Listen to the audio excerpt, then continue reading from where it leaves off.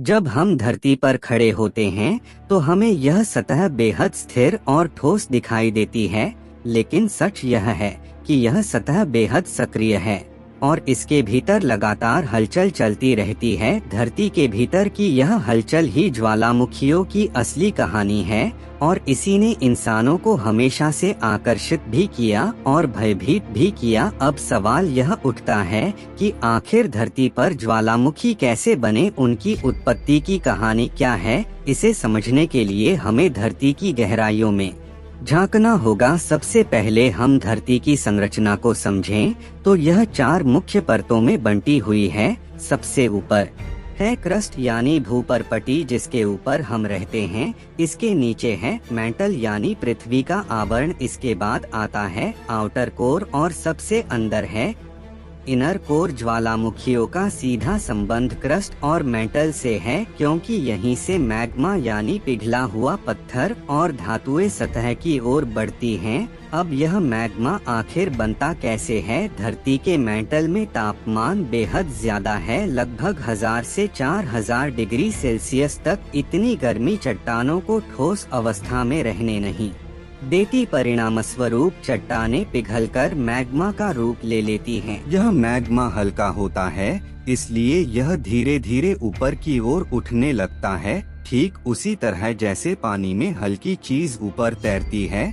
जब यह मैग्मा धरती की सतह तक पहुंच जाता है और बाहर निकल आता है तो उसे हम लावा कहते हैं। यही लावा और गैसें मिलकर ज्वालामुखी का विस्फोट करती हैं। ज्वालामुखी वास्तव में धरती का एक तरह का सेफ्टी वाल्व है, यानी जब धरती के भीतर अत्यधिक दबाव बनता है तो यह दबाव बाहर निकलने का रास्ता ढूंढता है। अब धरती पर ज्वालामुखियों के बनने के मुख्य कारणों को समझना बेहद जरूरी है। पहला कारण है प्लेट टेक्टोनिक्स। पृथ्वी की सतह कई विशाल प्लेटों में बंटी हुई है। ये प्लेटें लगातार हिलती रहती हैं, कभी आपस में टकराती हैं, कभी अलग होती हैं और कभी एक दूसरे के ऊपर चढ़ जाती हैं। जब प्लेटें आपस में टकराती हैं तो एक प्लेट दूसरी के नीचे धंस जाती है, जिसे सबडक्शन कहते हैं। इस प्रक्रिया में नीचे जाने वाली प्लेट पिघलने लगती है और उससे मैग्मा बनकर ऊपर की ओर उठता है। इस तरह ज्वालामुखी उत्पन्न होता है। दूसरा कारण है डाइवर्जेंट बाउंड्री, यानी जब प्लेटें अलग होती हैं, जैसे मिड अटलांटिक रिज में, तब नीचे से मैग्मा उठकर जगह भरता है और नया क्रस्ट बनाता है। इस प्रक्रिया में भी लगातार ज्वालामुखी बनते रहते हैं। तीसरा कारण है हॉटस्पॉट्स, यानी धरती के अंदर कुछ विशेष स्थान ऐसे हैं जहां से लगातार गर्मी और मैग्मा ऊपर आता रहता है। प्लेटें इसके ऊपर से गुजरती हैं तो ज्वालामुखियों की एक श्रृंखला बन जाती है। इसका सबसे अच्छा उदाहरण है हवाई द्वीप समूह, जहां हर द्वीप एक पुराने ज्वालामुखी से बना है।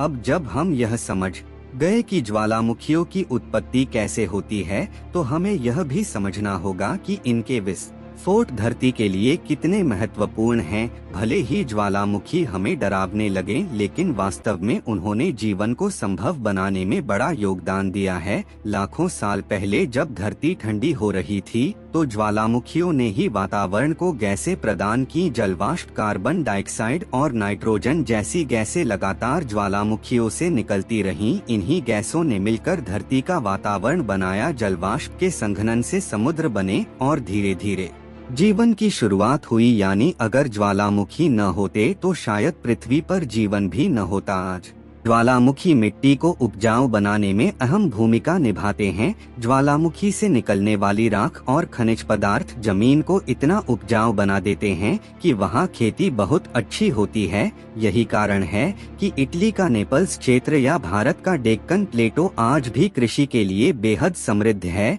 लेकिन ज्वालामुखियों का दूसरा पहलू विनाशकारी है। इनका विस्फोट कभी कभी इतना भयानक होता है कि पूरी सभ्यता मिट जाती है। इतिहास में पोम्पेई नगर इसका उदाहरण है। सन 69 में माउंट वेसुवियस के विस्फोट ने पूरे नगर को राख में दबा दिया और हजारों लोग उसी क्षण मारे गए। इसी तरह इंडोनेशिया का क्राकाटोआ ज्वालामुखी 1883 में फटा तो उसकी आवाज 3000 किलोमीटर दूर तक सुनाई दी और उसके प्रभाव से पूरी दुनिया का मौसम बदल गया, यहाँ तक कि अगले साल धरती का औसत तापमान गिर गया। यानी ज्वालामुखी न सिर्फ स्थानीय क्षेत्र बल्कि पूरी धरती के वातावरण को प्रभावित कर सकते हैं। अब सवाल उठता है कि वैज्ञानिक ज्वालामुखियों का अध्ययन क्यों करते हैं। दरअसल यह अध्ययन हमें न केवल आने वाले खतरों से बचाता है बल्कि यह भी बताता है कि धरती का भविष्य कैसा होगा।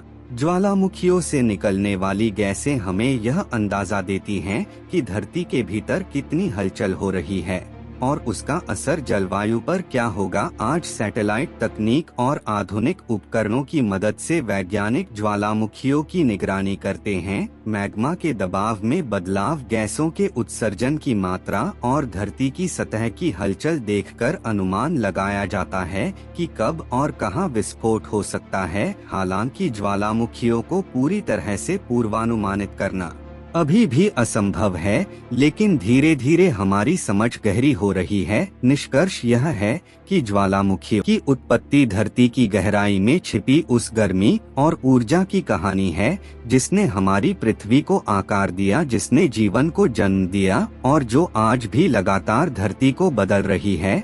ज्वालामुखी हमें यह याद दिलाते हैं कि हमारी धरती जीवित है। यह ठंडी और स्थिर चट्टान नहीं बल्कि एक गतिशील और शक्तिशाली ग्रह है जो हर पल बदल रहा है और हमें उसके साथ तालमेल बिठाकर चलना होगा। यही ज्वालामुखियों की असली कहानी है। यूनिक ब्लॉगर वो कहानी जो किताबों में नहीं मिलती। ऐसे ही वीडियो देखने के लिए हमारे चैनल को सब्सक्राइब करें।